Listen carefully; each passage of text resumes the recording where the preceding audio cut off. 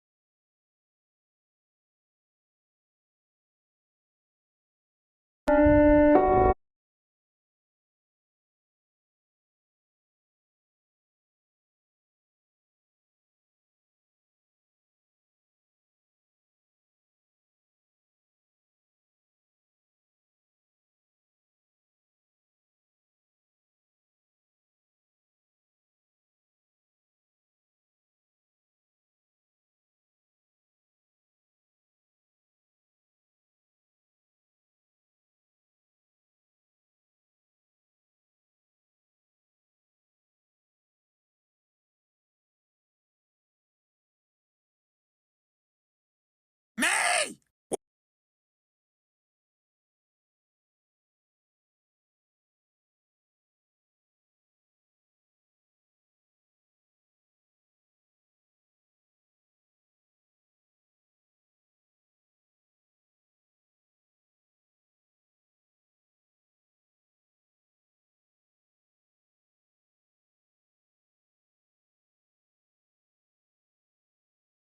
Когато острата болка в гърба проваля деня ти, опитай новия Волтарен лечебен пластир. Той лекува болката директно при източника на възпаление и действа продължително до 24 часа.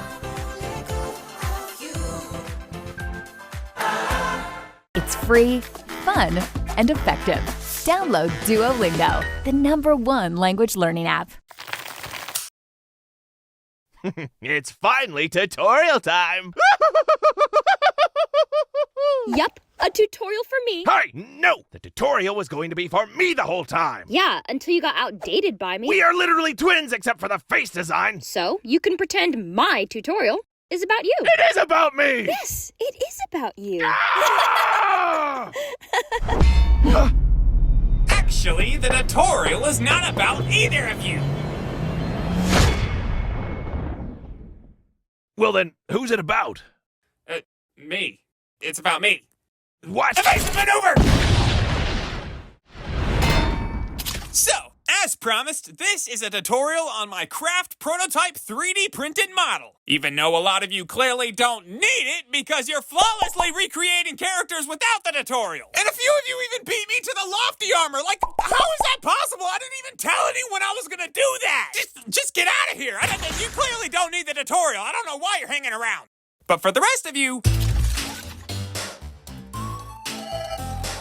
before we get started, quick disclaimer. This figure requires a lot of not-so-easy piece modification with sharp objects and super strong and unforgiving superglue. So please don't attempt this without parental supervision. Here's what you'll need. Gorilla Superglue, non-corrugated cardboard, sandpaper or a Dremel, scissors, and garden clippers. And the Lego pieces you'll need are this toe ball joint, and that's all. The entire figure uses just this one Lego piece, or 20 of them to be more precise. Weebrick is where I get all my parts because they're cheap and have a pretty decent quality for off-brand Lego. Start by cutting a socket off of this piece. Sand it or use a Dremel to smooth the base. Now take the other piece and cut it roughly in half. Sand this edge down as well. Then superglue this piece to the socket at a sideways angle.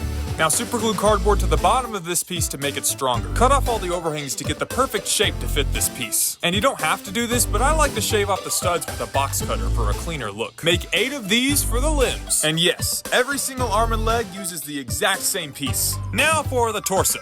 Cut this piece in half, shave off the stud, sand the edge down, make another. Glue these pieces together, then take another piece and cut it halfway through the first stud. Then cut it at this angle, which can be kind of tricky. Sand it smooth and then make another one.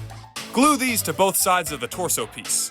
Then glue a cut-off stud on the back. Cut out a cardboard piece to fit in the middle of this torso to make it more sturdy. To make the hip, take a piece and cut it all the way down to the edge. Make another and glue them together. Then take another piece and cut it right at the edge of the first stud. Then glue this to the top of the other piece. Then glue a small strip of cardboard around it to make it more sturdy. Connect this to the torso.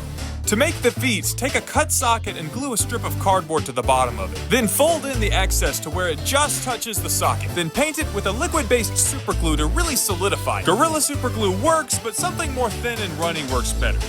To connect the arms to the shoulders, cut off 2 ball pieces and glue them together. Make 3 of these for the shoulders and neck. Make sure you let this fully dry before connecting it. And I mean, really, that goes for all of these pieces, so yeah. To make the hand, glue a strip of cardboard to a socket. Then cut it down to the size of finger you want and cut 2 slits in it. Then cut a finger on the edge just a tiny bit shorter, cut off all the corners, and bend it in the shape you want. Do the same thing for the thumb. Then paint on the thin superglue to solidify the piece. Make sure you're happy with the shape of the hand before you put the superglue on. Once the cardboard absorbs the superglue and dries, it's really a solid piece that you cannot change. Use a piece with a cut-off ball for the head. Okay, so this is the base that you can use to create any character you want. And like I already mentioned, I can't believe how many people are making this without the tutorial. You guys beat me to the lofty armor, someone made a Stephen He, and a few of you made a Murder Drones character, and literally I wanted to do that. Stop beating me to this stuff! Anyway, for the lofty armor, it's just a matter of beefing up the torso and adding a few armor pieces to the arms. So you kind of have to eyeball the proportions to make this chest piece fit just right. I like to pinch the cardboard to the figure so I can get just the right size piece. A technique I use to make the pieces symmetrical is I'll mark what I want to cut on one half, then I fold the piece in half, then I cut it, which works pretty well. Before I put this piece on, I'm going to thicken up the torso just a little with these scraps of cardboard. Now I'm ready to glue on this main torso piece. Another way you can use this makeshift mirror modifier is to use a piece of paper. This way you don't have to actually crease your cardboard. Just draw the design on half of it, cut it out, and then trace it onto the piece of cardboard you want to use. Now for all these armor pieces, I want to preserve the cardboard look without darkening it. But I'm still going to use this liquid superglue on the edges just so the piece is still solid. And I'll also be outlining all the armor pieces with a Sharpie. And before I put this armor piece on, I'm going to paint superglue on the main torso just to make sure it's super solid. But if you do this, be incredibly careful not to put on too much superglue or it might leak into the sockets. I made a few more armor pieces for the sides and back, and now let's move on to the arms. To start, I'm going to thicken these upper arm leg pieces, which is as easy as gluing a 2-layer thick cardboard strip to the bottom, cutting off the excess and then wrapping the whole piece in a bigger strip. Then you cut off all the overhangs except for one which you wrap over the piece. And do this to 4 of these for the upper arm legs. For the lower arm legs, just glue cardboard to the sides, trimming off the overhangs except the one you wrap on top. And these will be your lower arm legs.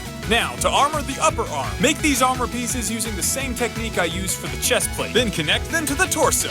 The lower arm just has this one armor piece. And don't forget to outline all these limb pieces with Sharpie. Then connect them to the arms. I'm not going to add any armor pieces to the legs, instead I'm just going to outline them with Sharpie. For the hip, cut a slit in the square piece, then slide the ball peg in between the slit. I'm going to thicken the feet in a similar method I used to thicken the upper arm legs, except I'm going to wrap the excess on the heel. Then I'll glue a strip to the front that I'll outline with Sharpie. Then glue a strip that wraps around the socket. Then connect the feet to the body. Glue this one armor piece to the hand and then connect the hands to the body. Now for the head, cut the socket piece in half and glue 2 cut 1x1 pieces, which you should have plenty of by now, to this piece. Then wrap the whole thing in cardboard and glue on an angry smiley face. And there you have it, Lofty Armor Mark II. Now for the double expression piece design. Glue 4 of these rectangle magnets to a sheet of cardboard and cut the shape out. Then make the same head we used earlier, except only use 1 1x1 piece instead of 2. And glue the magnet piece roughly in the center of this. Then glue a magnet or a socket piece to the top of the figure for hairpiece attachments. Now for the faces, I made this template you can use to cut out the exact shape you need. Cut it in half using the guidelines and then cut out the rest of the shape. Then draw the eyes and mouth you want to use. Then make a second set for the back. Then sandwich these magnets in between the cutouts. And make sure it's in the right orientation to fit to the headpiece. To make sure the edges don't get crumpled, glue cardboard scraps in between the overhangs. Then cut off all the excess. And there you have it! Alright, Alright, I hope you found this tutorial helpful, and I can't wait to see what you guys make with it. Hey there! Yeah! Who the heck are you?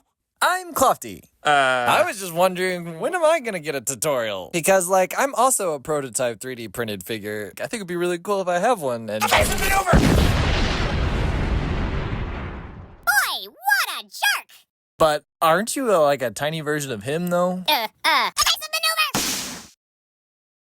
Thank you guys so much for your incredible support. Anytime I see a fan art or a fan-made figure, it just makes me so happy. You guys are so talented, and the fact that you're using that talent to recreate my stuff is just so cool. I wish I could feature every single fan-made figure here, but there's so many I can't keep up. You guys are the best. Thank you so much for watching my videos.